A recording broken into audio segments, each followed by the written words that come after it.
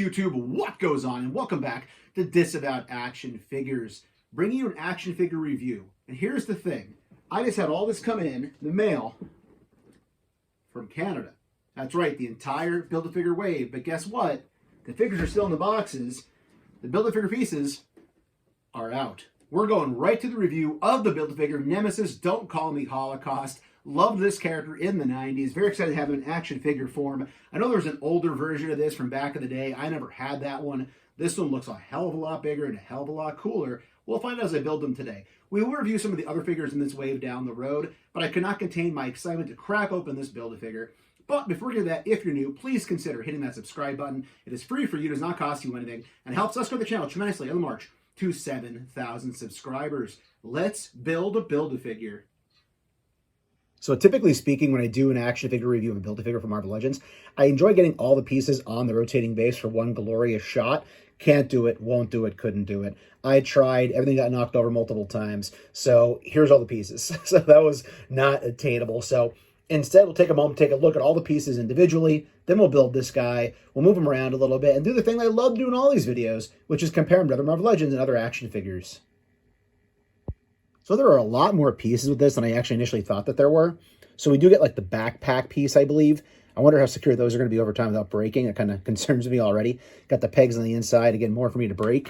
You get this kind of like respirator breathing piece, I think you would consider it. Get kind of the image there, or the shape on the front of that as well. Looks pretty cool. It's probably going to pop right in the chest, I would suppose.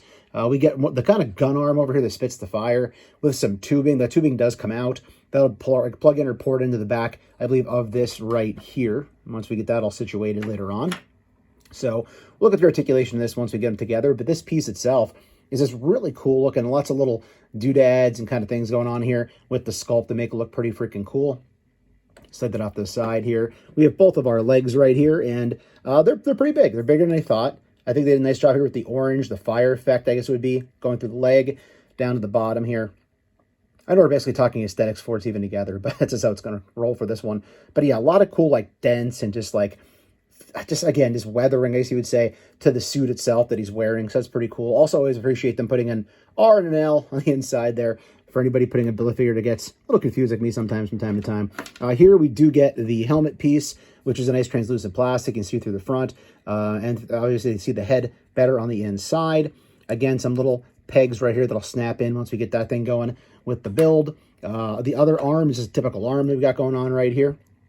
And again, like the orange that they have going on there, it's a nice touch. And we get an alternate hand as well. So being that we have the gun arm, we don't really have a hand over there. So here we get the alternate open hand with 4 fingers, mind you, right? With the punching hand coming default here on the arm itself. And then the really cool piece right here, the torso with the head already attached.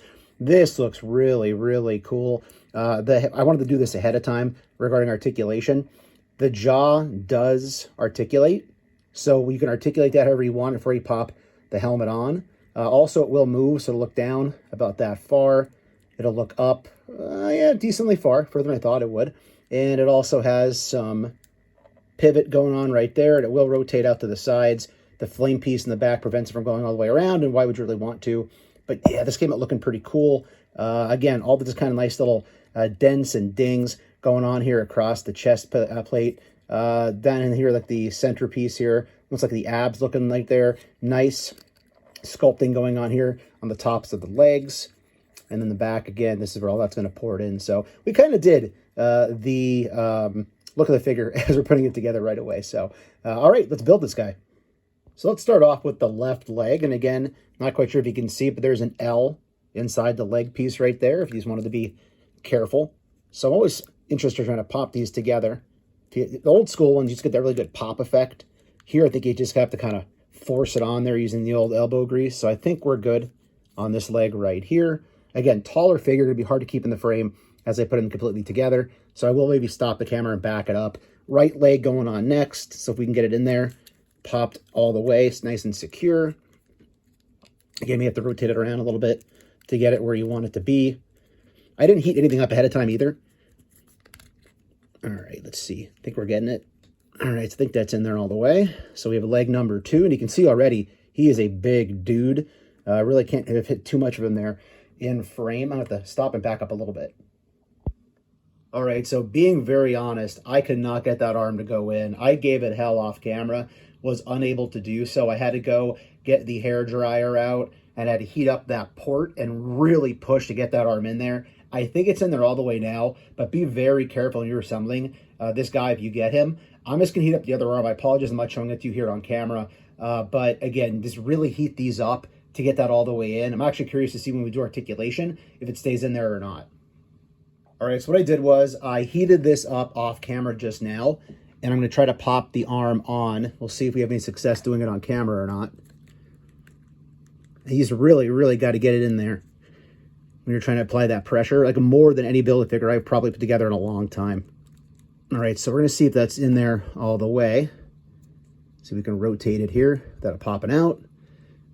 And the true test. Okay, so I think we got that in there. So again, I think you're going to really have to probably go the route of heating up those shoulder ports because, again, it could just be me, but I put a lot of these together over the years, not all on camera, but obviously just as a collector. And this one in particular, just really give you a hard time. So just so you're aware, just be careful. The last thing you want to do is break the peg off your off the arm or the shoulder, and you're basically screwed. So next we're going to take the backpack part that has those pegs, and we'll pop that in. Again, this guy's such a large figure, it's kind of hard to satisfactorily get all this on camera for you while doing it safely and hoping not to break anything. Okay, that actually went on pretty easily, actually. So that just kind of slides right in, no problem there. Came out relatively easy in order to do that. Then we do get this chest piece right here as well. It's going to go up, so port in the front here. These are going to go around the head and eventually pop in to the back of the backpack. You see there's going to be like ports right there. So we'll take this and port that right in the front. That just went right in, no problem at all. And then it looks like these are going to port in over the shoulder into the back here. Should get you a good image there. Into the back of that pack. And again, that actually was a lot easier than I thought it was going to be. I, for some reason, thought that might not work. It may not stretch as far as I needed it to. That worked out pretty well. And then the last thing we have here is the helmet. Again, this has two pegs at the back. They're going to peg in to the sides right here. So let's bring that around. As long as you line one of them up, get a bunch lined up relatively easily for you. And yeah, there we go. So we got that on there, no problem. And this will come on and off. Looks like that's not going to be obviously permanently in there. So if you want to pop it off and get in there and mess around with the head or the skull, you can. But man, that looks really freaking cool seeing it through the mask, I got to tell you. Then we have the alternate hand right here as well. We'll not really do too much with that right now. And then we just put the tubing on. And just before we get to the tubing, again, make sure both those pegs are lined up. And as long as it is, that helmet's not going anywhere. When I first put it on, I didn't quite pop it down enough and it seemed a little bit loose. But once you get it on there, you're fine. But yes, you can still pop it on and off to make the head sculpt articulate with the jaw or anything else you really want to do, kind of rotating that around. And for the tubing right here, this actually came ported into the back of the forearm right here. So you kind of have some different options if you really want to. So you have the identical ports on each side here of the backpack. I believe what you're meant to do is have, because again, it came ported into the arm to begin with, ported in the back of the backpack on the side of that arm that has the arm gun. And then this obviously will port in right here where it was when it came out of the packaging. And I guess that's to simulate him basically funneling the fire out from inside his suit or the backpack into his arm gun that he can actually blast people with it. Now, obviously, that's going to encumber articulation a little bit right here. So although it's probably not going to be comic book accurate, what I think you could also probably do if you really wanted to is pop this off the arm and then plug it in over on this side. And you can kind of get like a recycling fire effect or something like that going on if you want to. Again, probably not comic book accurate, I wouldn't think. I'm guessing it's meant to be in the arm like it was in the packaging. But I think either way, it's a good option to display your figure. And then this way you can still kind of point the arm different ways without that hose kind of getting in the way. But yeah, sorry it wasn't one long shot. Wanted to do this the right way, and I kind of had some hiccups with the arms, but man, he's impressive once you get him together. So looking at articulation, obviously we already looked at the articulation of the head itself. Once it's inside, this is not going to spin or move or anything. As far as the shoulders go, this piece here on the shoulder pad does float, so you are able to pop the arms out. Also, the arms sound ratcheted, so I was able to get that guy's arm about that far out right there, and then here the ratchetings that bring it back down. It does have rotation up here at the bicep swivel, It does have bend in the elbow, but again, it's going to be somewhat limited to just about 90 degrees because of all the kind of machinery look here that's going on here with the different aspects of the actual suit. Over on this side, same thing with the shoulder. Get it out a little less than 90, I would think, right there. Taking a look at that, bringing it back in. And again, just be careful. This will just raise above as rotated out. Now, if you don't have the hose hooked in, the arm will rotate all the way around, but be careful because notice here, I kind of knocked that out a little bit. And again, over on this side, same thing. We'll rotate it around and say, that time it stayed in. So I guess it depends how close you are, but you could potentially knock that other tubing piece out as you rotate the arms out. But again, this side over here, just showing you with the gun. Again, articulation, just about 90. Again, because of the way that mold is basically made right there. So decent articulation on the arms. As far as the legs are concerned, it's going to kick forward about that far. It's going to kick back about that far back. Again, getting these on were a bit of a chore as well, so I'd say be careful when you are articulating the knee. This guy's not going to be an acrobat or anything, so you're not going to do a whole lot of crazy stuff with him. But as a Build-A-Figure, again, decent articulation there in the knee itself. Obviously, everything is pinless, looks pretty good. That's like a rivet, that's not a pin. Okay, so that looks kind of cool, like it's built in as part of the suit. As far as the feet are going to go, foot goes down about that far, foot goes up about that far. It's on a rocker at the bottom. And if you wanted to see how far out the splits are going to go, I don't want to force it too far. There's your splits right there as well. As far as the articulation goes here up in the chest or the torso, obviously you can go left and right with it. Far forward, not going to get much at all here. Far back, you get more further back than you would think. Look at that. Okay, I didn't expect to get that out of them. And again, as far as side to sides go, about that far to that side, about this far. And again, as you're articulating this guy, the helmet is going to move around. You got to be careful. Again, he's not meant to be a gymnast, so it's not the easiest thing to kind of move this guy around and articulate him because you do have a lot of pieces going on around the head. But that gives us another opportunity to kind of look here. I wanted to kind of show you too with the light kind of behind the fire. That does look pretty cool. So if you can do some lighting from behind on this guy, it's going to look pretty cool. But yeah, I'm digging him. And I wanted to pop the other hand just to make sure both hands do have that horizontal left and right type of articulation going on. And obviously it will spin all the way around as well. But again, this guy does look really, really cool. I kind of went through the aesthetics earlier before we even popped them and put them together because obviously I knew it'd be a little bit harder. We'll get him on the rotating base and kind of see what he looks like. And then we'll do what I love to do in all these videos, which is comparisons to other Marvel Legends and other action figures. And there he is on the rotating base. This is an impressive Build-A-Figure. It is big, it is chunky, it's what you'd want from a Marvel Legends Build-A-Figure. Also makes me sad to think we're not getting a whole lot of Build-A-Figures in 2025, but I'll tell you what, they came out with a bang with this guy. I get a little bit of trouble putting them together. Again, I'm not sure if that's just going to be me. Let me know in the comments if you do eventually build this, what you think.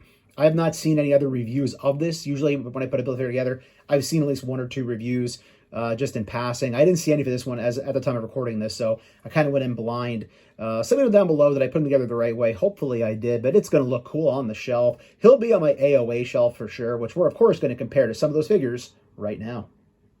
So right out of the gate with the AOA, and you can see that Nemesis, aka Holocaust, just dwarfs Apocalypse, which I think is comic book accurate from what I recall.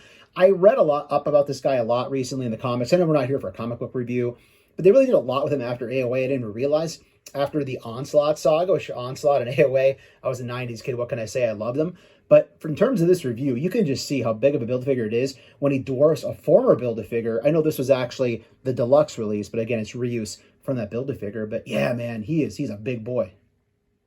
And speaking of Build-A-Figures, here is the Colossus Age of Apocalypse Build-A-Figure from the second AOA wave, the second and final, unfortunately, AOA wave.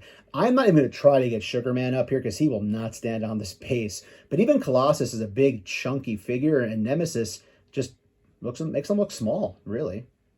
In keeping with the AOA theme, look how huge Nemesis looks here when you put 2 more standard-sized figures, being Bobby Drake Iceman and also Sunfire.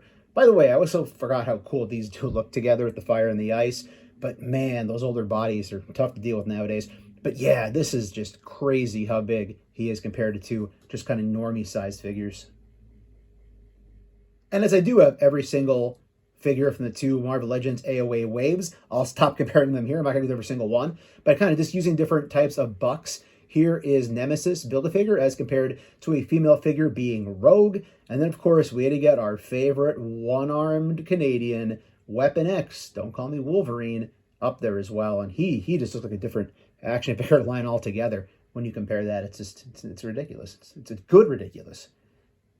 In terms of some non-Age of Apocalypse figures, however, some other classic 90s characters, here is the Onslaught Build-A-Figure. And you can see Onslaught even looks a shade smaller. I think the bulk is a little bit closer, but you can see definitely from this angle here that helmet really puts him a lot taller than Onslaught himself. Man, I'm having a lot of fun. A lot of nostalgia when you go through your X-Men shelf, I'll tell you what. Here is the Nemesis Build-A-Figure as compared to some newer figures and newer bucks, being the Captain America from the Secret Wars wave, and then the Punisher from the Punisher exclusive 2-pack. And I keep saying it's a big chunk of plastic. This is what you want a Build-A-Figure to be, at least in my estimation. But it looks good with almost everything. And to see how he does compare to some female figures from 2024 of larger size bucks. Here is the Titania from the Secret Wars retro carded wave. And here is the She-Hulk from the Iron Man retro carded wave. And closing things out for Marvel Legends comparisons, here is the Black Suit Spider-Man retro carded figure for a few years ago, and the 2024 Sharon Carter, kind of, again, just mixing around the different Marvel Legends size sculpts and bucks to kind of show you how large this guy really is compared to all of them. And in terms of other action figure lines, here's the Hasbro G.I. Joe Classified Road Pig Deluxe figure, and the Street Fighter Jada Toys M. Bison. Here is Nemesis the Build-A-Figure as standing next to a Valaverse Action Force Trigger and the Mezco Toys John Constantine. And it's not too often I can show this big bad mother fragger by McFarlane Toys DC Multiverse Lobo and have him looking small. And last, and as everybody loves to say, certainly not least, here is the new Marvel Legends Nemesis Build-A-Figure as compared to the AW Jazzwares Orange Cassidy. You know, there's lots of orange jokes I could probably make here. I just won't do it. Let's just say both these figures are fire. So in closing, do you need to go buy this right now? No, of course not. It's not even available right now in most stores. Again, I got this from the CMD store. Paid about $3, give or take more, per figure in the wave. I will put some reviews out on the other figures in the wave as well, but I wanted to get this Build-A-Figure put together because I was so pumped to get this thing in hand and to make this video, just to basically share this with everybody. Is it a necessity for a Marvel Legends collector to have this in your collection? Probably not. If you are a 90s nostalgia X-Men junkie like me, where this character basically originated from, you probably do want it in your collection, especially if you have a good AOA collection going on or an Apocalypse 4 Horsemen kind of collection going on. It's going to look really cool there. Some downsides to it. Again, I did struggle putting the shoulders and the arms into the torso body. Again, let me know in the comments if you build this thing now or down the road, or if you've seen any other reviews of reviewers saying that. I'm just curious to see. It's rare I have to go heat something up off camera, and that's what I had to do with this guy. Also, a blast effect would have been cool. I'm sure I have a blast effect somewhere that'll fit inside that, like a fire effect or whatever. I didn't really think I had to try to get one to try it out, but that would be cool if it would have came with an extra fire effect, just to basically plug in the front right there. Again, the head itself, articulation is cool. It's nice that the jaw articulates, but just a lot of pieces, a lot of chunky plastic to this guy. And again, to me, that's a classic Marvel Legends Build-A-Figure. Now, the question remains, are they done making Build-A-Figures? Are we getting less and less each year? We had very few in 2024. That's why I went out there and got this guy when I could. Last time I checked, it was no longer in stock over at CMD store. Toy Snowman, also out of Canada, had a few of the single figures, I believe, still available, but an entire wave was gone. I very rarely, if ever, will buy an entire wave, especially brand new. If you watch my channel, my toy hunts, you know I love the long game. I like looking for a deal. To me, this is worth it. I always say if a Marvel Legend is something I really want, I don't mind paying full price for it. I went out and got it here, paid a little bit extra to get it, and hopefully in the long run, I won't regret that, and I'll continue to appreciate this figure going down the road. So thanks for watching, everybody. If you're new, please consider hitting that subscribe button. It is free for you, does not cost you anything, and it helps us grow the channel tremendously in the march to 7,000 subscribers. While you're at it, go ahead and click that bell for notifications, because that way YouTube should notify and tell you when we post new content here to the channel, like our weekly toy hunts, reviews, and live streams. Leave a comment down below, hit that like button. And for daily toy content and daily toy updates, try checking us out over at Instagram at Disavowed_12. Hey everybody, if you're going toy hunting this week, please try to remember the 3 P's of the toy hunt. patience, persistence, most of all, politeness. Take care, stay healthy, and I'll be seeing all of you at the pegs.